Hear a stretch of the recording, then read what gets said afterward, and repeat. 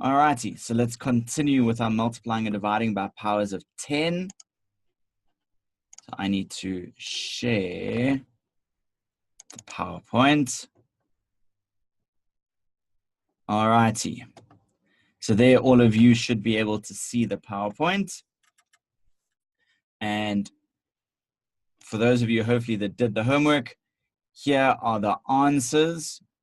Make sure that you go through it correctly. One thing that I do want to make a very big note of for you guys, and this is something I found when I was marking foundation assignments recently, is that when you multiply by 10, 100,000, whatever it is, these numbers here don't change. So you don't suddenly become a 47. If it's 407, it will remain 407.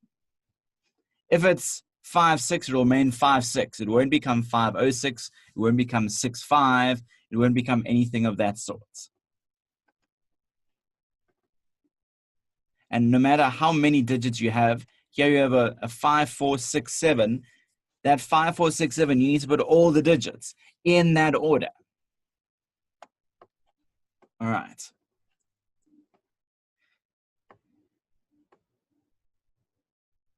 So remember to calculate these. It is simply just looking at the place value, determining how many places we're moving to the left if we're multiplying, and to the right if we are dividing. And we're moving the amount of places, which is the amount of zeros in the number. So then we had the other bit of homework.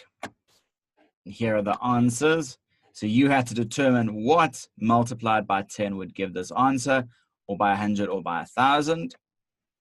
And then similarly, what divided by 10, 100, or 1,000 would give these answers. And some of these answers were rather large on the right. Moving on to our next bit. That's all good and well. When you multiply by 10, 100,000, divide by 10, 100,000, what happens when you deal with decimals? And that is something that you are going to have to be dealing with in your foundation course. So the important thing is remembering your tipping and timesing. Now, in different curricula, they use different words. So you can use tip and times, you can use keep, change, flip. There's a whole range of different terms for this. I was taught it as tip and time, so I'm going to teach it as tip and times. Essentially, it is that you know if you're multiplying by a half, it's the same as dividing by 2. And if you're multiplying by 2, it's the same as dividing by a half. So your multiplying and dividing are related by flipping your fraction or whatever number you are using.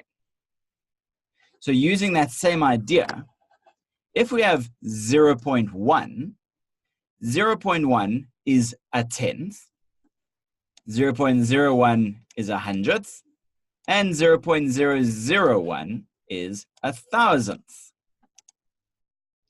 So we're going to have a look at how these link to examples we've already done. So let's have a look at something like this. Remember, our very first example was 5. And we found out 5 times 100 was 500 because we moved it 2 places to the left. Well, that's nice, but what about 5 divided by 0.01? Well, if it's 5 divided by 0.01, we need to remember that tipping and timesing means we take the divide, we change it to a times. But if we do that, we need to flip this fraction.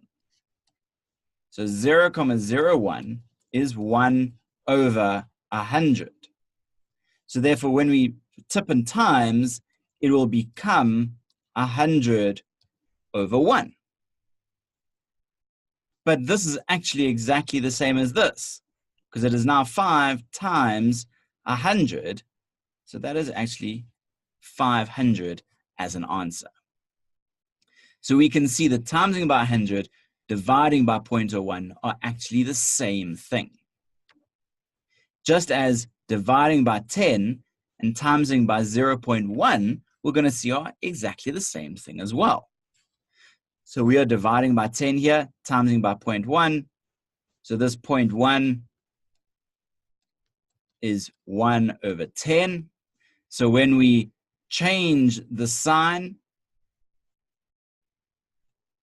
remember tipping and timesing, you normally aim to take the divide and change it to a times, but equivalently you can go times back to divide.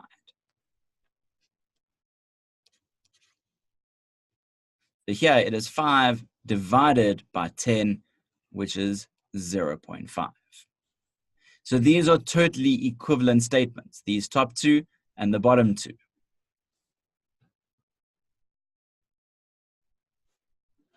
What about if you have 15? We worked out that 15 times 10 was 150. Then once again, we need to take the divide, we change it to a times, we take this decimal over there, that 0.1 is actually 1 over 10, which when we change becomes 10 over 1. Again, you notice we are swapping the fraction around. 10 to the top, 1 to the bottom. So we are in essence timesing by 10, which means this is also going to be 150. Exact equivalence. And there's a big portion in the notes on the website about all of this. So what about if you have it starting as a decimal? Well, timesing by 100, we found was 50. If you divide by 0.01, again, we've now found out that 100 and 0.01 are reciprocals of each other, meaning that they are opposite fractions. Timesing and dividing, so we can change that to a times. We take that, which is 1 over 100, reciprocate it to 100 over 1, and it becomes exactly the same sum. Just as with this one, it becomes exactly the same sum. That, as a fraction, is 1 over 1,000, which then becomes 1,000 over 1. My times becomes a divide, and it's exactly the same question. So you will have to be able to completely go between if it's starting as a decimal, and then you go to a 10, 100, 1,000, whatever it is. All right. If you can work with it as a decimal, great. For me personally, I don't like working with it like that. I far prefer changing it into a 10, 100, or 1,000. And that's why I'm showing you how to do that, because intuitively that's far easier. And then you can use your original rules. All right, there are many questions in the textbook about this. So feel free to do that. This is all week 1 stuff. So you'll be able to check that out. Any final questions on this?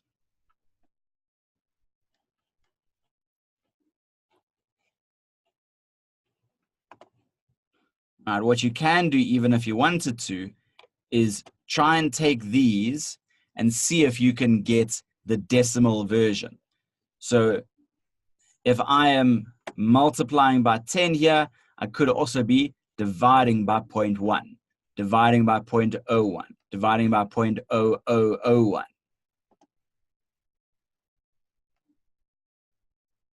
I don't want too many O's there. I was channeling my inner Oros too much. All right, great news. So then what we're going to be doing is we are going to be moving onto a new section. And that new section is going to be coordinates. Let me open up that. All righty, coordinates. So with coordinates, you're going to be dealing with a Cartesian plane and working with it, finding out the different characteristics of it and how it works, why it works. So how many people have dealt with coordinates so far in the course? So that's great. So that means that hopefully this will be a revision for you guys. If you haven't come to coordinates yet, then this is going to be new. And then when you get to the notes, then you'll be able to use that, which is great. If there's something that I don't cover that you have a question on, please make sure you ask. All right. So hopefully then, because I see now most of you have done this, all of you know what a Cartesian plane is. And a Cartesian plane is your XY axis. All right. So the way I'm going to introduce it is essentially like this. So imagine you have a table and you put something on the table. Let's say this black dot. And that black dot can represent anything. It could represent a ball, could represent a pencil holder, it could represent anything. It could represent a drinking cup or mug or anything. Now, if I want to calculate the area of this, I can just calculate length, calculate width, doesn't matter what side, where I'm doing it, I can calculate it. That's nice. But if I want to specify the actual position of this dot on my tabletop, well, how am I going to do that? I could say it's over there. That's nice. Because over there for me and over there for you and over there for the next person are most likely very different. That's not a very effective way of doing this. So how else would I be able to specify it? Well, if I calculate how far into the table, let me use yellow, how far into the table my dot is, then that should be a good way of doing it. But how do I measure it? Do I measure that distance? That's highly ineffective. All right, let's try this one. That's better. Do I calculate that distance? And that distance maybe. Could that tell me where the dot is? So quick voting. If I know these two red distances, could I know where my dot is without any ambiguity? All right, many people saying no. All right, what about if I use this? What about if I calculate, that's black, I wanted red. That distance and that distance. Would I be able to know exactly where the dot is? And this is exactly what I thought would happen, which is great. So there's one thing that the textbook doesn't really cover, and it's a specific misconception that you will get because it just assumes you have thought about a specific concept. Both of those things that I have done, you could specify the dot with 100% accuracy. If I decide to use this distance,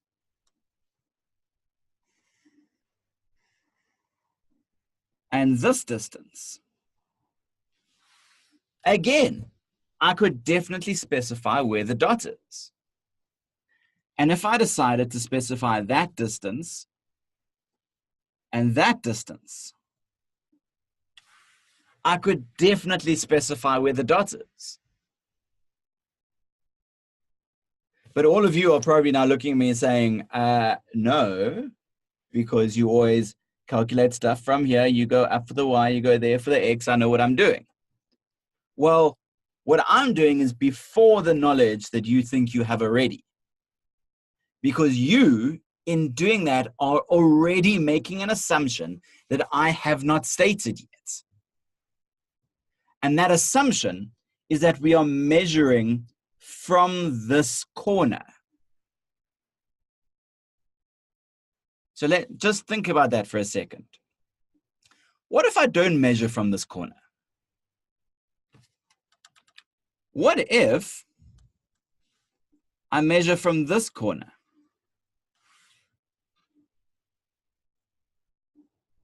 If I measure from that corner, that distance is that over there, and this distance is this over here.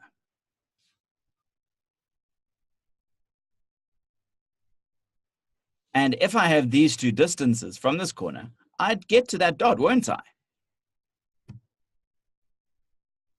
Exactly. So it does all depend on where you look from. But more importantly, the distances won't be the same. They will be dependent on where you start. So those two distances and those two distances, measuring from here and there, are different.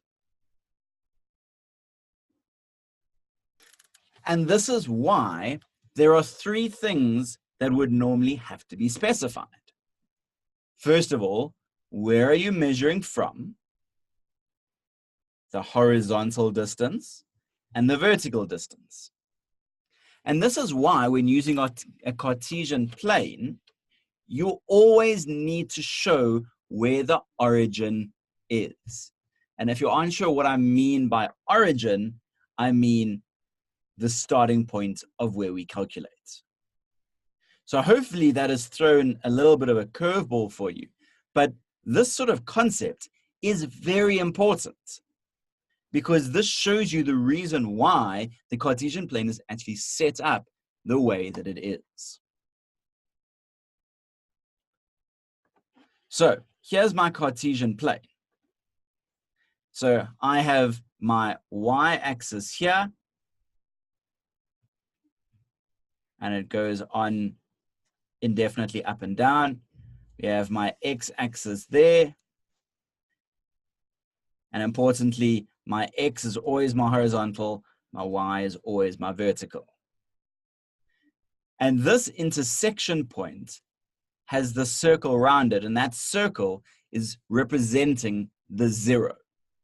And that's why it is called the origin, because it is essentially where all measurements should start from and go out. So we can see that A, if we write down coordinates, are going to have positive coordinates for both x and y. What about B? So B has a negative x value because it's now on this side of my 0, and a positive y value. But how am I going to write that? Am I going to write it as a positive and then a negative, or am I going to write it as a negative and then a positive? And this is where another one of the conventions comes in. Because if you say go 2 units and then 4 units, well, am I going 2 units across and 4 units up, or 2 units up and 4 units across? That will give 2 very different answers. So this is where we then need to come in with the next bit. We always name coordinates with the x value first. So therefore my x is negative, therefore I will not use this one. I will use this one because I will know that is my x and that is my y. So for C here, I'm going to have a negative and a negative value. And for D, I'm going to have a positive and then a negative value. Because I know, again, x is positive, my y is negative. All right, now this you're like, yes, yes, yes, I know all of this. But you know all of this because of the assumption of where we're starting and the assumption that you always put X first. So please make sure you never falter on that stuff. So in this, we have P58, and to be totally honest, it doesn't actually matter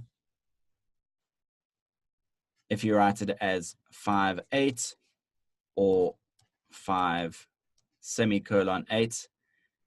It does matter if you write it as a colon, which is 2 dots. That is incorrect. Some curriculums use the semicolon, but that all depends on if you use a comma or a dot for your decimal points or decimal comma. Cambridge uses a dot, so therefore the comma can be used for coordinates. All right, so at this point, we now know that we would go 5 units to the right because of the positive value, and then 8 units up vertically, starting from our origin of 0, and we can get to this point, 5, 8. All right. So your homework, and I suggest you take a picture of this, is to come up with the coordinates for all of these points. There's 3, 4, 5, 6, 7, 8, 9 points to come up with. And then we'll go through this in the next lesson.